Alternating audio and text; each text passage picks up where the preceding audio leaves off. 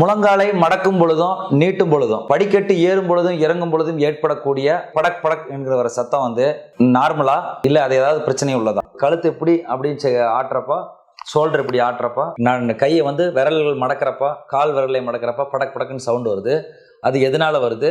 அதன் அறிவியல் பின்னணி என்ன? தொந்தரவு இல்லாதது அப்படின்னு நம்ம எதை எடுத்துக்கிறோம் அப்படின்னா, வலி இல்லாமல் இருந்தால் அது தொந்தரவே இருக்காது. அப்ப அதனால பயப்பட வேண்டிய அவசியம் கிடையாது. முழங்காலிலும் கை விரல்லையும் அந்த மூட்டுகளுக்கு இடையில வந்து நீர் இருக்கு, சைனோவியல் ஃப்ளூயிட் நம்ம சொல்றோம். அது வந்து அந்த மூட்டுக்கு ரத்த ஓட்டத்தையும் மடக்கி நீட்டுறதுக்கு அந்த வலுவழுப்பு தன்மையும் கொடுக்குது. இது சில நேரங்களில் ஏற்படக்கூடிய கேஸ் எக்ஸ்சேஞ்சுன்னு சொல்றோம். அதனால வந்து அந்த சவுண்ட் வருது, இந்த கிளிக் அப்படிங்கிற சவுண்ட் வருது. இது வந்து நார்மலான ஒன்று தான், இதனால பயப்பட வேண்டிய அவசியம் எதுவும் இல்லை. இது போக முழங்காலிலும் மற்ற மூட்டுகளுக்கு சுத்தி இருக்கிற சதை நார்கள்